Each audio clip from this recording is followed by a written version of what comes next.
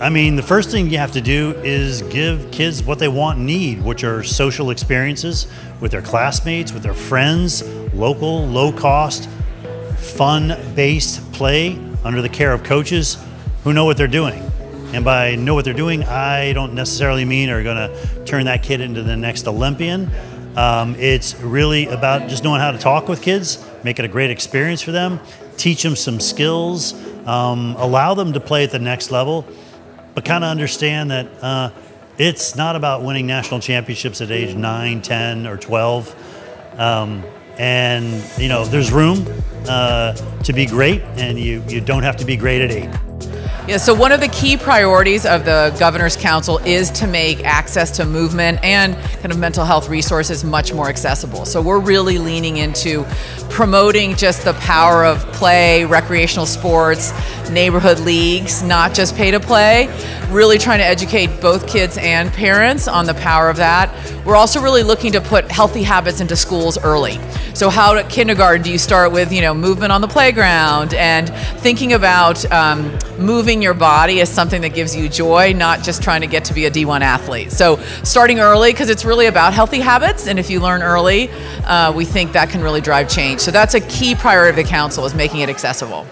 Yeah, pay to play it's certainly an issue, but I think it's a reality that we live within, and we have to figure out how to work through it. You know, I think that there's a responsibility, you know, for the businesses and the leaders in this space to lower the knowledge barrier. Lowering the knowledge barrier can help lower the barrier to entry around participation. It's something that, you know, as a leadership team at YouThink, we're thinking a lot about because it's really important. Obviously, baseball is big in the tournament world, and that gets unbelievably expensive with just the cost to be on a team. But then most of the, you know, we're in Kansas City, and I think Kansas City is a great area to try to bring in more competitive tournaments. We're central, but a lot of those tournaments are on the coast. So it's Florida, Atlanta, California, Arizona. So now not only are you paying attention to be on this competitive team, but you also got to pay for travel and flights and hotels.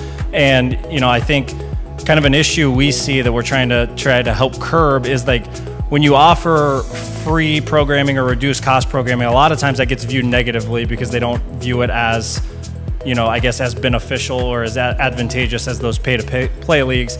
And I think we see kids that as they get to a point where maybe they get excluded because of financial costs, they see their friends continue on this competitive route, and they eventually will even when there is opportunity to play at a reduced cost, they may not take advantage of that because they view it as kind of a lesser tier thing. They don't feel as important as their peers that might be going on to the pay to play. So it's something we're trying to do, is to try to create still very competitive and very well-rounded programs that are reduced cost and free cost. But I think it's important to, when you have those programs, to still make it where you have quality coaches and you're still getting quality training and still getting that competitive nature that you would get in a pay-to-play model as well.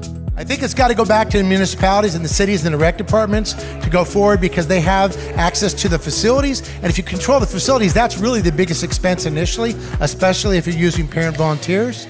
I think there's a combination you can go through. Coaches training is very important, but ultimately we have to make it as accessible as possible. The best way to do that with affordability is to partner with the stakeholders that have the facilities, because from there, the kids will come. If you build it, they will be there.